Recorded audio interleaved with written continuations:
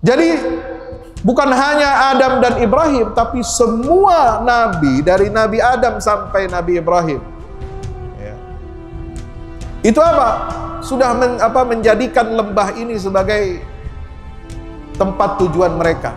Bahkan seluruh nabi dan rasul keturunan Nabi Ibrahim dari jalurnya Nabi Ishak, ya, termasuk Daud, Sulaiman, Musa dan seterusnya, itu juga sudah sampai ke lembah Makkah ini.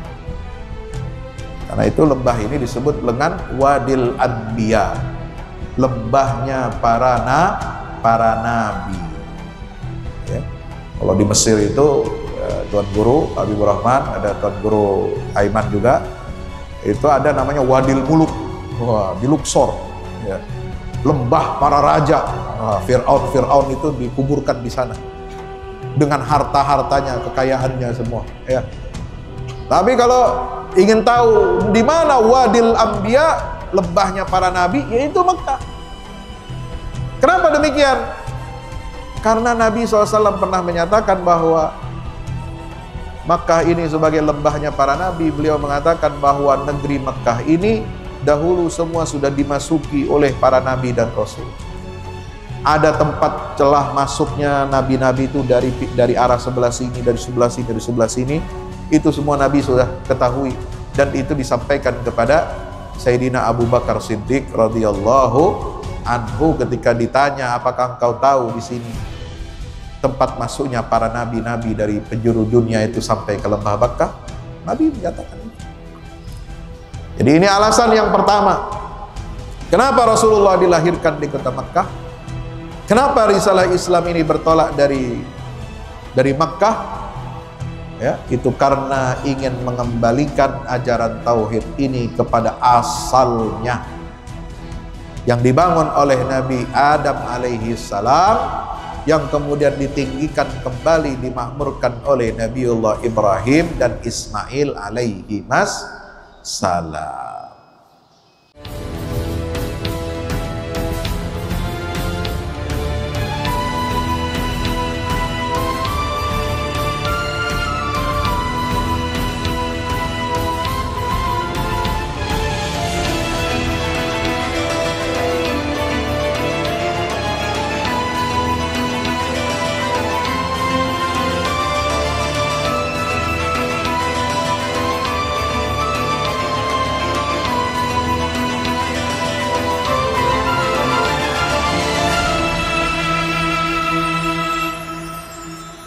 Uhayyikum bitahiyyatil Islam, tahiyyati ahlil jannah, tahiyyatan min indillahi mubarakah. Assalamualaikum warahmatullahi wabarakatuh. Alhamdulillah, bersyukur kehadirat Allah Subhanahu wa taala. Mari kita senantiasa panjatkan, karena tidak ada kenikmatan, tidak ada matahari dan bulan berputar di porosnya, tidak ada siang dan malam, tidak ada hari, minggu dan bulan, tidak ada pergantian tahun, tidak ada pergantian musim, kecuali itu semua karena kehendak dan izin Allah Subhanahu wa taala. Termasuk pagi hari ini kita bisa bangun melaksanakan ibadah subuh, semuanya atas kehendak dan izin Allah. Kita dapat melangkahkan kaki kita semuanya karena kehendak Allah. Karena itu kita bersyukur kehadirat Allah Subhanahu wa taala, menjadi hamba-hamba yang dipilih oleh Allah Subhanahu wa taala untuk dapat memakmurkan masjid. Karena tidak mudah memakmurkan masjid. Innama ya'muru masajidallahi man amana billahi wal yaumil akhir. Hanya orang-orang yang beriman kepada Allah, dan hanya orang-orang yang beriman kepada hari akhirat itulah yang sanggup untuk memakmurkan masjid.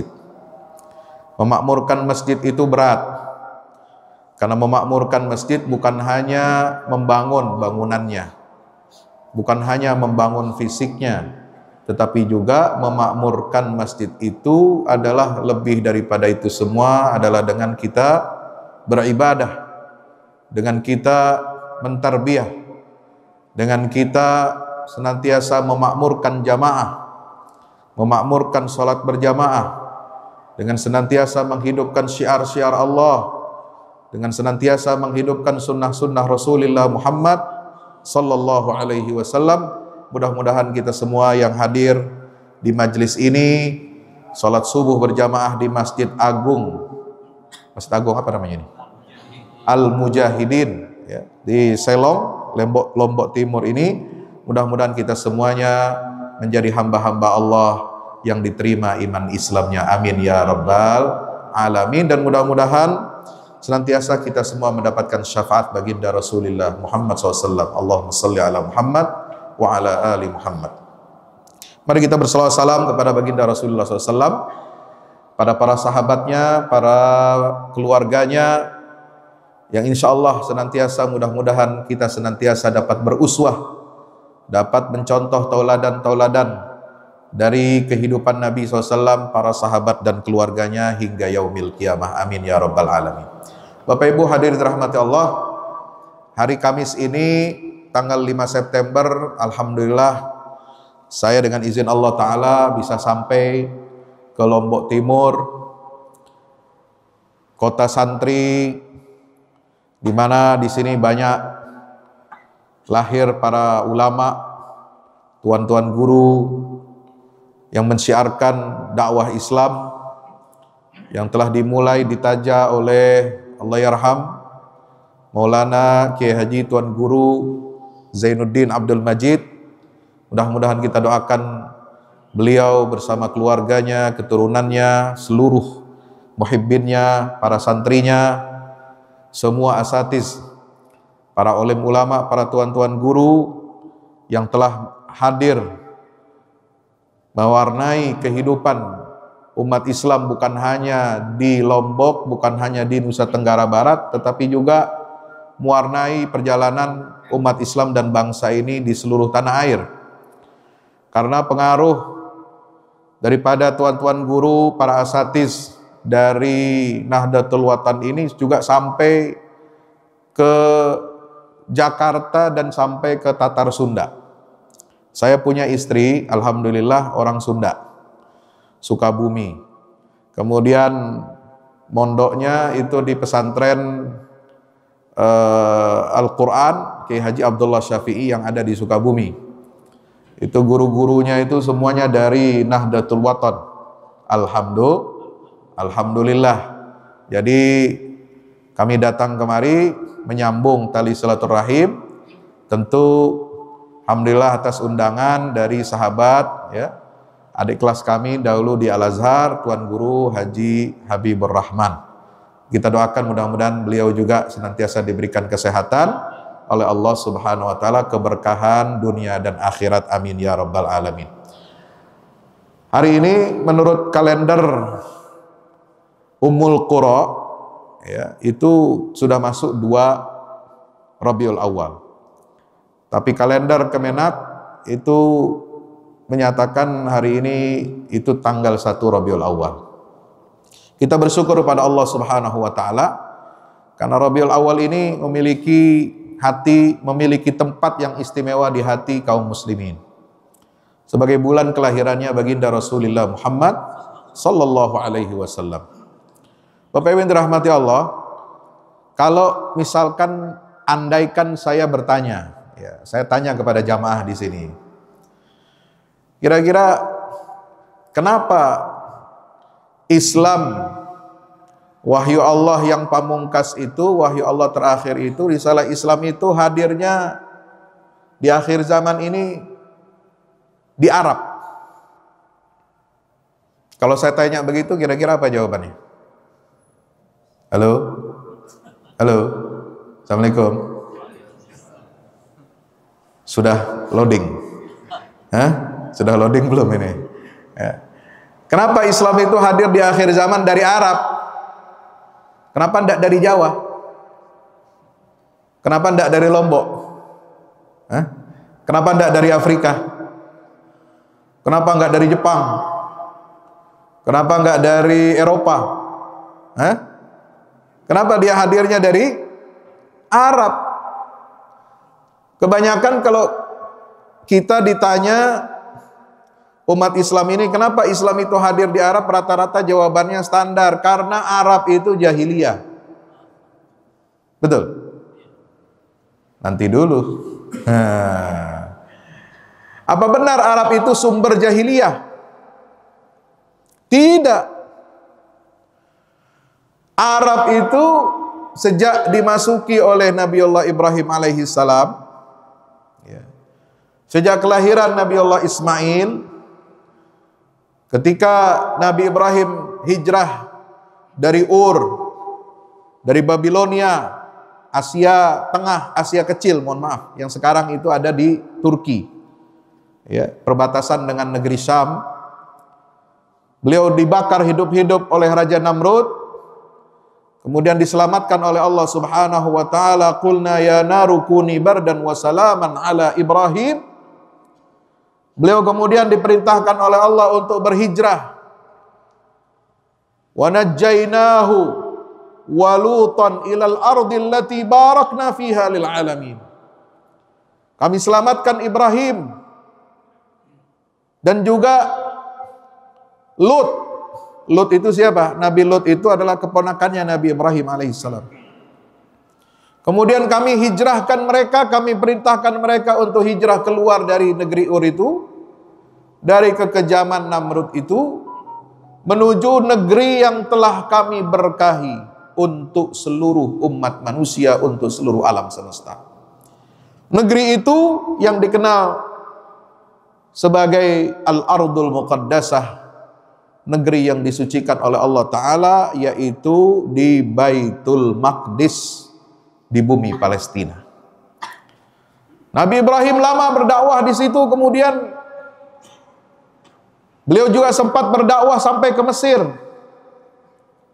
sehingga dikaruniakan, diberikan seorang budak perempuan hadiah dari Raja Mesir pada waktu itu, yang melayani keluarga Ibrahim dan istrinya Sarah. Tapi kemudian beliau tidak punya anak lama, betul? Betul. Sampai tua tidak punya anak. Lalu kemudian beliau diminta oleh istrinya, ya, Bang Ibrahim, ya, engkau tidak punya keturunan. Kalau mengharapkan dari saya, kita nggak tahu sampai kapan ini. Sementara engkau punya tugas berat.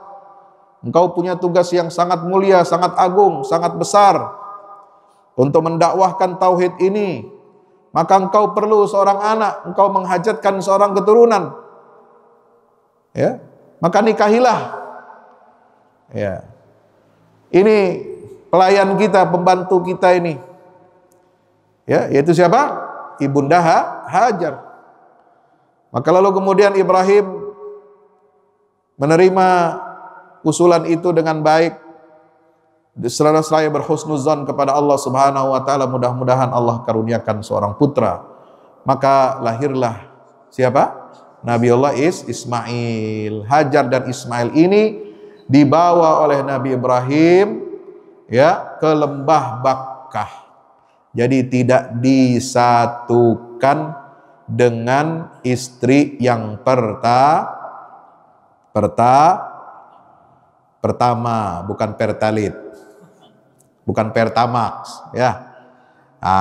Maka kalau ada tuan-tuan guru di sini punya istri 2, punya istri 3, ya, ini jangan disatukan, ya, jangan disatukan dalam satu atap, satu rumah, gitu ya, biar beda atapnya, insya Allah. Karena ada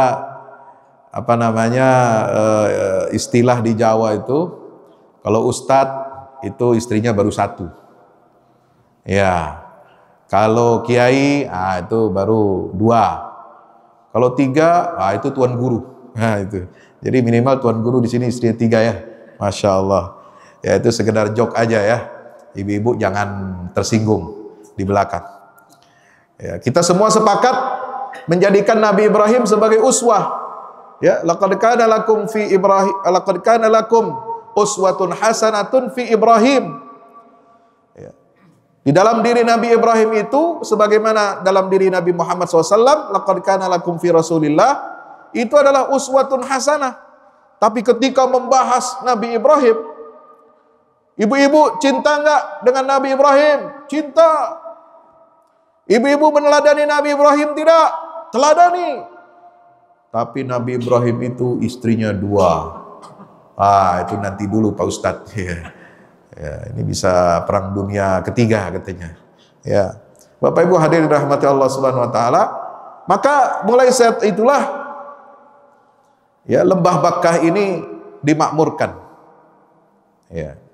Jadi ketika itu sudah tidak ada penduduk, itu penduduk pertama itu yang sampai ke lembah Bakkah Mekah ini adalah Nabi Ibrahim, Hajar dan putranya Ismail. Langsung di situ menjadi tempat pusat orang-orang bertauhid. Ya, Bapak Ibu yang dirahmati Allah Subhanahu Wa Taala. Jadi risalah Islam ini sampai lahir atau Allah wahyukan kepada Nabi SAW di Arab itu bukan karena semata-mata Arab itu semuanya jahiliyah. Jahiliyahnya Arab itu bukan asli, bukan asli pakai shot, tapi impor. Ya, jahiliyahnya Arab, mereka menyembah patung berhala, padahal dari awal ketika Mekah itu belum ada penduduknya, masih kering kerontang, tidak ada kehidupan, itu sudah dibawa ajaran tauhid oleh Nabi Ibrahim ke negeri Mekah ini. Maka jahiliyah itu yang ada di Jazirah Arab itu sebenarnya bukan asli. Dia impor. Impor dari mana Pak Ustadz? Dia impor dari peradaban-peradaban sebelumnya yang sudah lama ribuan tahun hadir di atas muka bumi ini. Jadi peradaban patung dan berhala itu jauh sudah ada sebelum ada di Jazirah Arab. Sebelum Mekah ada 360 berhala. Baru pertama kali berhala ada disembah di Makkah itu pada masa belakangan. Anak cucu keturunan Nabi Ismail. Ketika waktu itu Makkah ini dipimpin oleh seorang pemimpin yang namanya Amru bin Luhai al-Khuzai. Amru bin Luhai al-Khuzai ini seorang pemimpin Quraisy, pemimpin Mekah, ya, yang sudah mengenal peradaban. Dia bawa perdagangan ya, dari negeri Yaman yang mau diperdagangkan ke negeri Syam harus lewat Mekah, karena Mekah itu transit, tempat transit, ada di tengah-tengah. Yang negeri Syam barang-barang dagangannya dari mana? Dari Persia, dari Romawi, dari Mesir. Kalau ingin perdagangannya, barangnya bisa sampai ke negara-negara lain, sampai ke Asia, ya, sampai ke negeri Yaman, sampai ke Samudra Hindia, itu harus melewati Makkah. Maka Amru bin Luhai ini pertama kali dia adalah orang yang membawa tradisi penyembahan berhala. Ketika dia berada di negeri Syam itu apa? Waktu itu belum ada Islam, ya. Belum ada. Itu era-era setelah Nabi Isa alaihissalam, setelah muncul banyak kekristenan. Bahkan jauh sebelum itu konon ya, itu orang-orang Romawi sebelum Masehi itu mereka sudah banyak menyembah patung-patung. Makanya kalau saudara lihat ya, ke Italia, pusatnya Roma, ke Konstantinopel sebelum menjadi ibu kota Islam, Istanbul, itu patung-patung ada di mana-mana, dewa-dewa ada di mana-mana, ya, patung-patung. Jadi kenal dewa-dewa itu bukan hanya di Bali, bukan hanya di Hindu, ya, Yunani, Romawi itu banyak dewa-dewa dan itu semua dibuatkan patung-patungnya, ya, dipuja-puji, disembah-sembah. Nah, itulah pertama orang-orang Arab ini mengenal penyembahan berhala, menjadi jahiliyah. Padahal sebelumnya Nabi Allah Ibrahim alaihissalam sudah memperkenalkan agama tauhid ini di Jazirah Arab. Jadi ketika Amru bin Luhai ini ada di negeri Syam, Negeri Syam itu negara satelitnya Romawi, ya. Itu sudah banyak berhala-berhala di situ. Ketika itu beliau sedang berdagang di negeri Syam. Negeri Syam waktu itu jangan kita bayangkan seperti sekarang. Ada Damaskus, ada Halab, ya. Ada Hamas, ya. Kemudian ada Palestina, ada Yordan, negeri-negeri Islam sekarang. Kalau dulu itu Romawi. Berhala di mana-mana, patung-patung, dewa-dewa. Waktu itu beliau sampai di sana, katanya dalam riwayat musim paceklik, ya, gak banyak yang gagal panen. Ketika sampai di sana, ya, dia melihat orang-orang di negeri Syam itu memberikan sesajen. Memberikan apa? Sesajen untuk satu berhala, ya, satu patung dewa. Lalu kemudian turun hujan. Wah, itu. Maka Amr bin Luhai ini berpikir, wah, kalau begitu sakti juga ini, ya, patung ini, ya, orang sudah memberikan sesajen lalu kemudian minta hujan, turun hujan. Dia berpikir, bagaimana kalau patung ini kita bawa, kita beli buat ke Arab, katanya. Kan Arab ini gersang, ya, tidak ada tanaman, tidak ada irigasi, tidak ada perkebunan. Bagaimana kalau kita bawa ini? Dia datang itu penguasa Romawi waktu itu. Ya, saya mau beli ini. Berapa harganya? Berapapun harganya kita mau bawa ini. Ya, supaya negeri kami Jazirah Arab ini jadi negeri yang subur. Oh, nggak dijual ini. Wah, tapi bagaimana, saya perlu ini supaya kampung saya, negeri saya ini makmur, subur. Akhirnya dibilang, itu kalau kamu pengen itu ada, jangan beli yang asli, beli yang replika saja itu, yang KW2. Tapi sakti juga itu. Maka ditunjukkan itu, kamu beli yang itu. Boleh, silakan bawa ini. Akhirnya dari situlah dibawa sampai ke Mekah, ditaruh di dekat Ka'bah. Itulah sejarah awal berhala di Mekah. Itulah yang kemudian menjadi berhala namanya Hubal. Na'udzubillah min dzalik. Mulai saat itu, ya, berhala ini disembah selain daripada Allah Subhanahu wa taala. Mereka menyembah Allah juga tapi menyembah berhala. Mereka sudah ada syiar ibadah haji, ada tawafnya, ada sa'inya juga, mengikuti apa yang ditinggalkan oleh Nabi Ibrahim, Ismail dan Siti Hajar. Tapi tawaf dan sa'inya, ketika mereka melakukan ibadah itu, mereka mengucapkan talbiyah. Talbiyahnya itu sudah dirubah oleh Amr bin Luhai. Labbaik Allahumma labbaik. Itu kan kalau kita, ya, labbaik la syarika laka labbaik innal hamda wan ni'mata laka wal mulk la syarika lak. Di sini ada tuan guru yang spesialis haji dan umroh, ya. Ini jadi pasti itu mengajarkan talbiyah itu kepada jamaah, ya kan. Tapi dirubah ini kalimat talbiyahnya, ya. Talbiyahnya itu apa? Labbaik Allahumma labbaik labbaik la syarikan la syarika laka la syarika illa syarikan huwalak tamlikuhu wa ma malak. Ya, itu dirubah redaksinya. Tinggal dirubah sedikit. Makanya hati-hati, ya. Umat Islam ini alhamdulillah dijaga oleh Allah Subhanahu wa taala agar kita tidak mengubah syiar-syiar agama Allah. Mengubah kalimat sedikit dalam tauhid itu bisa fatal, bisa jatuhnya kepada syirik. Ditambah-tambah kalimatnya, la syarika laka labbaik, mesti kan la syarika laka labbaik.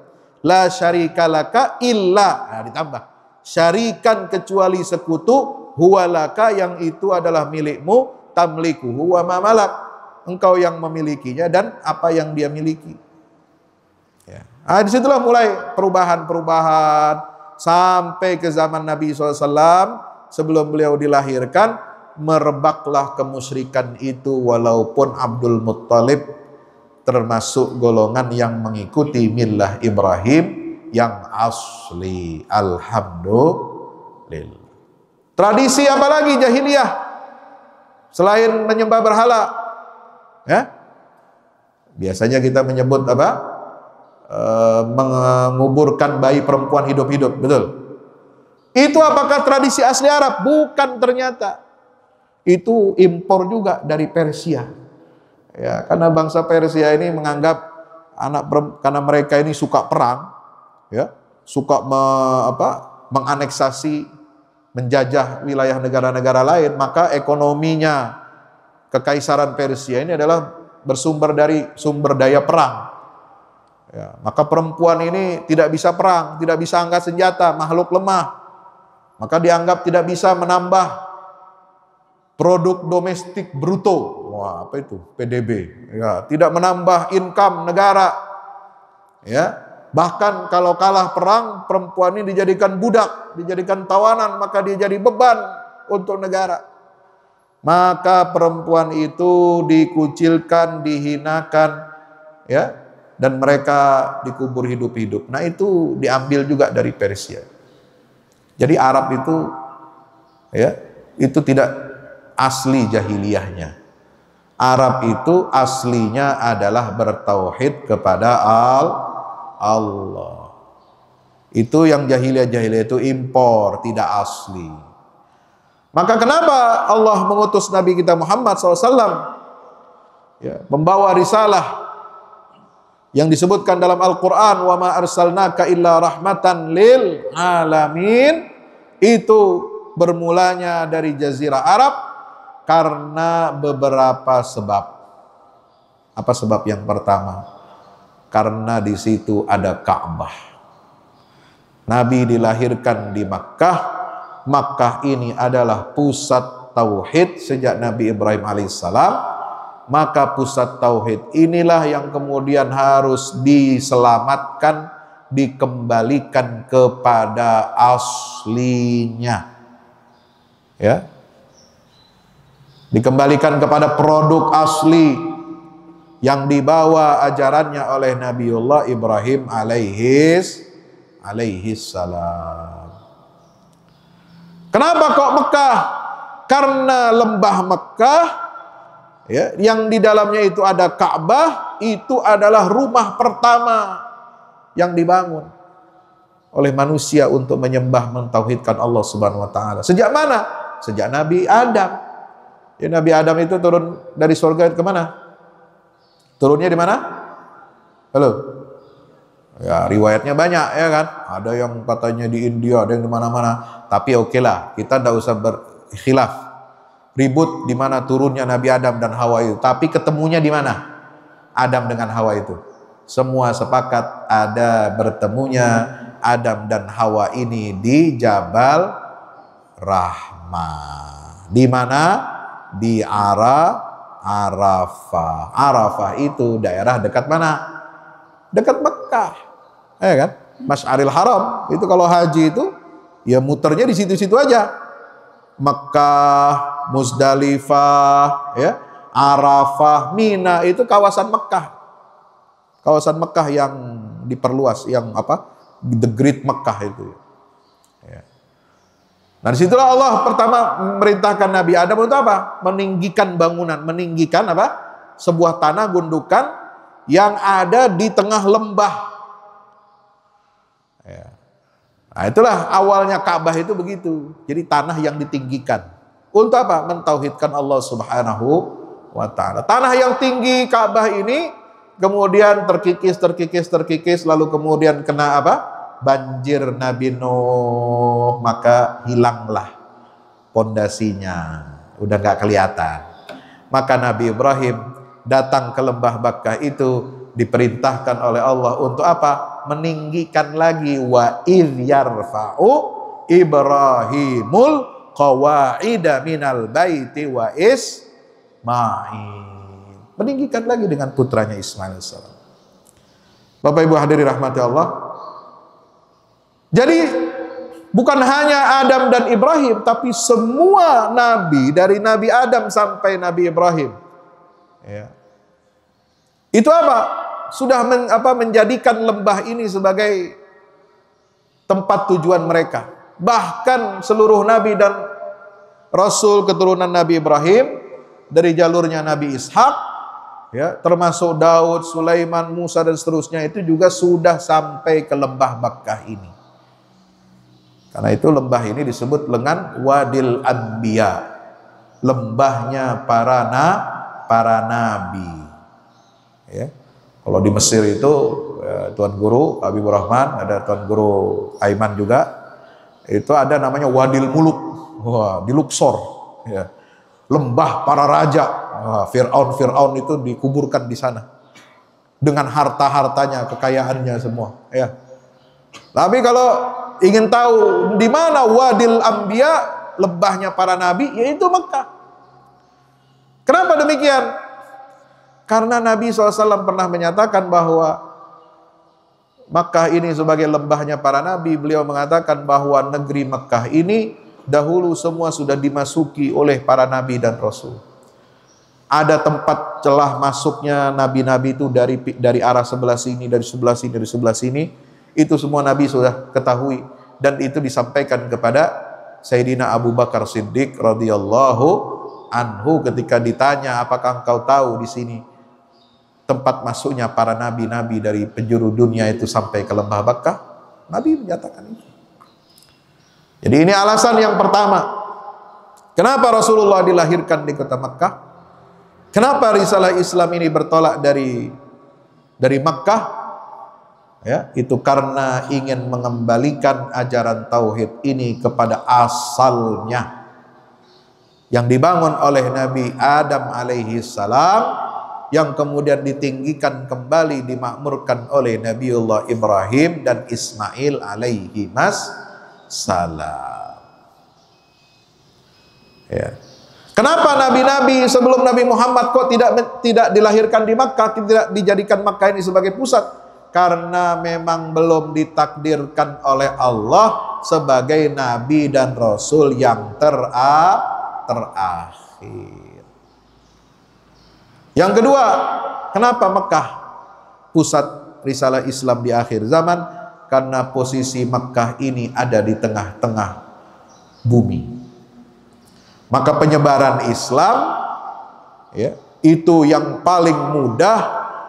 Ya, kalau kita lihat dalam peta sejarah dunia, dibuka peta dunia itu, posisi Makkah dia ada di tengah-tengah, maka dia disebutnya, istilahnya Ummul Qura, induk daripada seluruh peradaban. Induk daripada kota-kota, induk daripada negeri-negeri, itulah Ummul Qura. Kenapa? Dia ada letaknya di pusat. Maka penyebaran Islam ini memudahkan risalah Islam ini disebarkan ke seluruh dunia. Bisa ke timur, bisa ke barat, bisa ke utara, bisa ke selatan, menyebar. Subhanallah. Sampai Nabi SAW mengatakan, la yablughanna hadzal dinu ma balaghal lailu wan nahar. Agama Islam ini, kata Nabi SAW dalam hadisnya, pasti akan sampai, akan masuk ke seluruh rumah, ke seluruh negeri, ke seluruh kampung yang di dalam kampung dan rumah itu dimasuki siang dan malam. Alhamdulillah. Maka sampailah Islam ini sampai ke Lombok, sampai ke Lombok Timur, sampai ke Bima, sampai ke Sumbawa, sampai ke Ternate, sampai ke Papua. Alhamdulillah. Bagaimana kalau yang negeri-negeri yang belum ada Islamnya? Pasti akan sampai juga nanti, karena ini akan mewujudkan hadis Nabi SAW, lisannya dari Allah Subhanahu wa Ta'ala. Ya, ini janji dari Rasulullah yang kemudian dibenarkan oleh Allah Subhanahu wa dalam Al-Qur'an, huwallazi arsala rasulahu bil huda wa dinil haq. Bapak Ibu hadirin rahmati Allah Subhanahu wa taala, maka itu kita bersyukur pada Allah, kita punya risalah, ya. Kita sebagai umat akhir nabi akhir zaman, umat Rasulullah sallallahu alaihi wasallam, kita punya tugas yang berat untuk menjaga risalah Islam ini. Kita punya tugas berat bukan hanya menjaga, bukan hanya merawat, tapi juga mendakwahkannya, menyebarkannya Islam ini ke seluruh penjuru dunia. Ya. Maka mari kita jaga persatuan. Ya, jaga persatuan dan kesatuan. Karena ini modal besar. Yang paling ditakuti oleh orang-orang kafir, musuh-musuh Islam, musuh-musuh Allah adalah persatuan kita. Takut mereka dengan persatuan kita umat Islam. Ya. Kita tidak bisa menyelesaikan persoalan-persoalan besar umat ini kecuali dengan persatuan. Ya, agenda pemilu, pilpres, pemilu kada, ya sekarang ini mau dekat pemilu kada, ya. Banyak calon-calonnya. Nah, kalau di Lombok ini semuanya calon-calonnya masih keluarga besar, ya. Calon-calonnya masih berafiliasi kepada Nahdlatul Wathon, ya. Gak usah ribut, gak usah berantem, gak usah cakar-cakaran. Insya Allah, ya. Maka itu jangan kita mau diadu domba, jangan kita dilemahkan, ya. Karena persatuan ini modal besar bagi kita yang akan menggentarkan musuh-musuh agama Islam.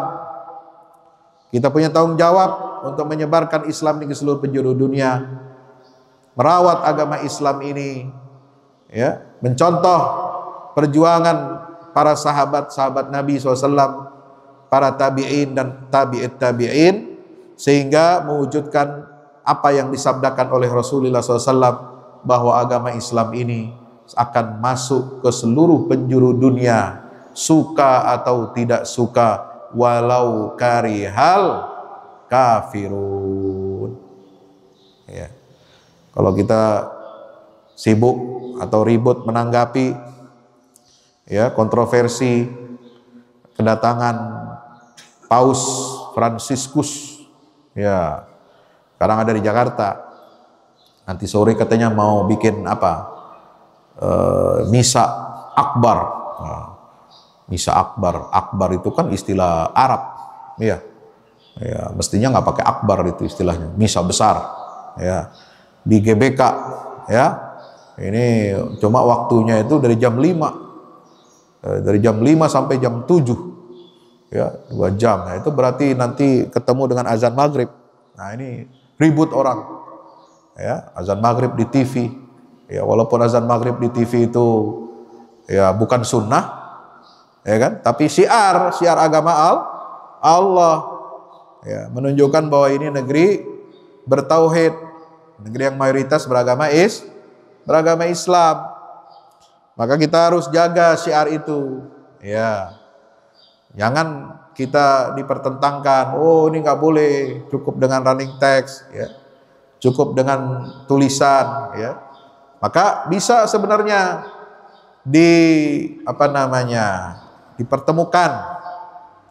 Kalau dalam ilmu media, televisi itu biasanya kalau ada acara seperti itu, biasanya dia menampilkan frame, ya. Kalau istilahnya Pak JK itu, mantan wakil presiden kita, itu layarnya bisa dibagi 2. Ada menampilkan acara live-nya tetap jalan, juga menampilkan, ya, audio ataupun visual saat azan maghrib tiba itu tetap jalan. Itulah menunjukkan betapa indahnya negeri Katulistiwa, negeri yang punya semboyan Bhinneka Tunggal Ika, berbeda-beda tetapi tetap satu. Justru kalau diseragamkan itu bukan bineka namanya.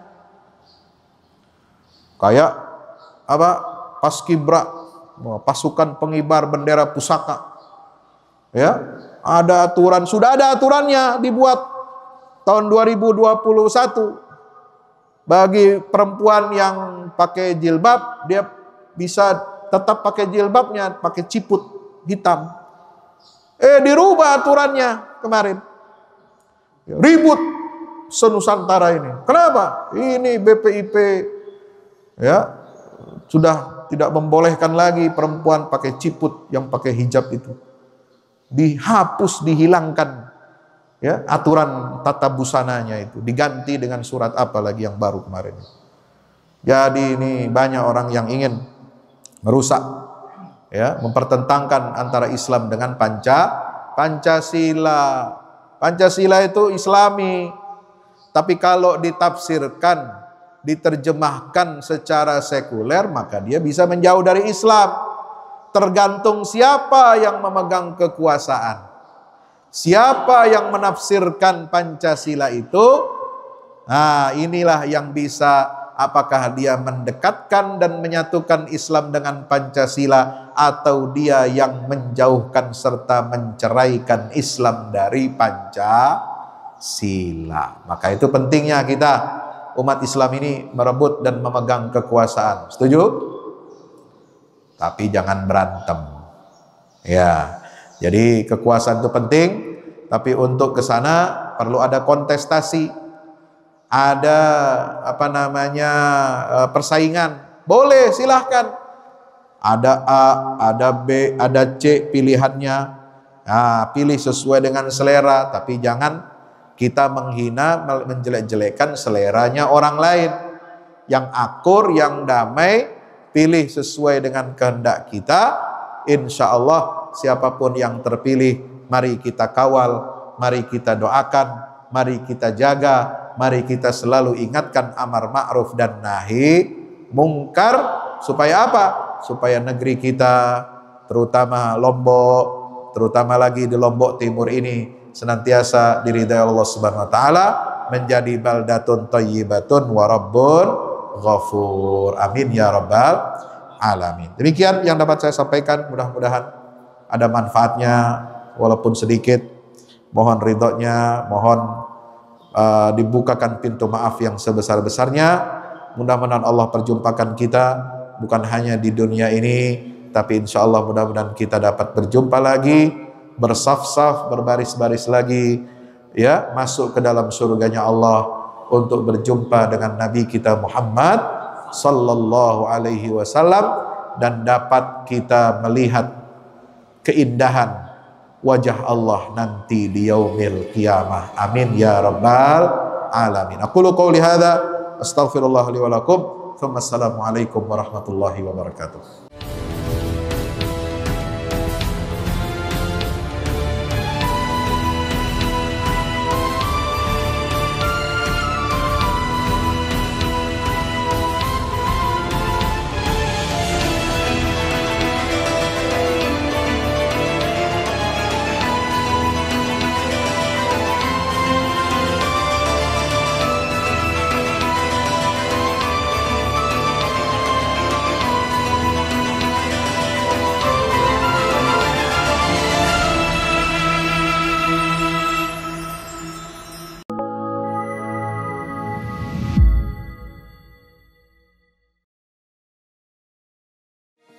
Assalamualaikum warahmatullahi wabarakatuh.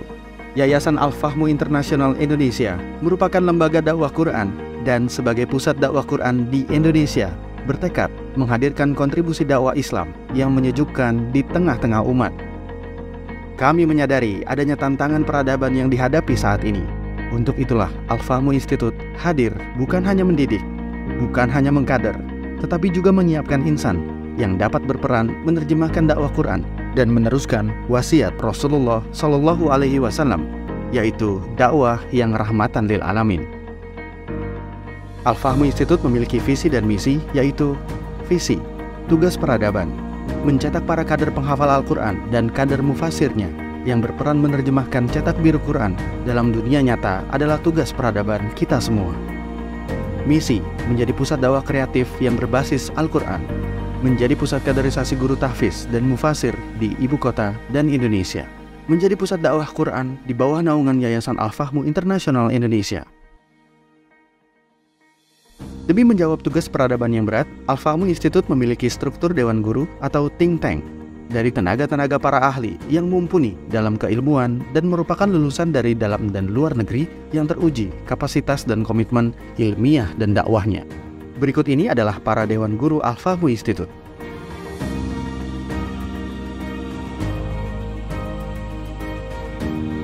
Selain itu, Al-Fahmu Institute juga membuka perwakilan di beberapa daerah di Indonesia, di antaranya yaitu di Sumatera Utara, Kepulauan Riau, Jawa Timur, Kalimantan Timur, Papua Barat, dan Banten.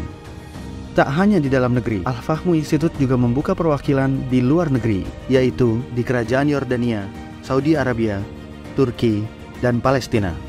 Berikut ini adalah Dewan Perwakilan Daerah Al-Fahmu Institute.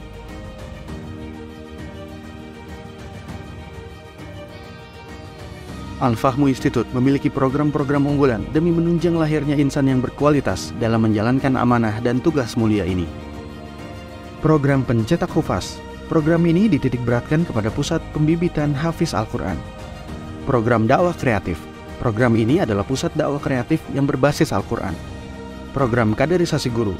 Program ini menitik beratkan kepada kaderisasi guru-guru tahfiz dan mufasir di Indonesia. Program Layanan Dakwah. Program ini dihadirkan untuk memberikan pelayanan dakwah Islam untuk umat. Program Perekat Ukhuwah. Program ini hadir berfungsi sebagai media perekat umat Islam Ibu Kota dan Indonesia. Selain program unggulan, Al-Fahmu Institute juga memiliki program nasional, di antaranya adalah Program Tebar Wakaf 1 Juta Mushaf Quran, Program Tebar Wakaf 1 Juta Tadabbur Quran Aplikatif, Program Beasiswa 2.000 kader ulama tafsir di dalam dan luar negeri, Program Beasiswa 10.000 kader hafiz untuk fakultas umum di dalam dan luar negeri, Program Mencetak 1.000 kader mufasir, muhafiz untuk daerah pedalaman, Program Mencetak 5.000 rumah tadabbur Quran di daerah pedalaman, Program 1.000 lumbung pangan wakaf untuk daerah miskin tertinggal, Program Tebar Wakaf 1 Juta paket buku ilmu Al-Quran dan khutbah Jumat, Program Televisi dan Radio Tadabbur atau TRT Quran. Al-Fahmu Institute juga memiliki program Majelis Tadabbur Quran, di antaranya Majelis Tadabbur Quran Aplikatif, Majelis Tadabbur Quran Niaga. Tidak hanya berhenti di situ, Al-Fahmu Institute juga memiliki program Kajian Islam Eksekutif Reguler.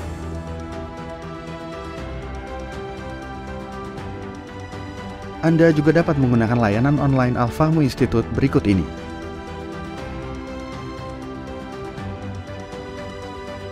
Al-Fahmu Institute juga menggalang kedermawanan sosial umat dengan menyalurkan bantuan darurat bencana alam di Turki dan mendatangkan imam Palestina ke Indonesia selama bulan Ramadan.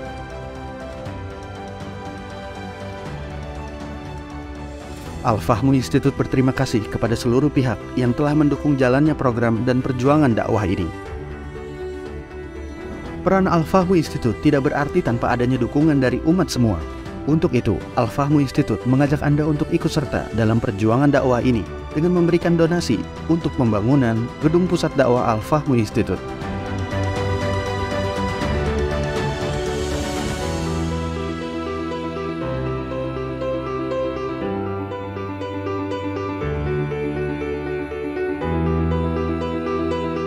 Al-Fahmu Institute, bahagiakan Indonesia dengan dakwah Quran.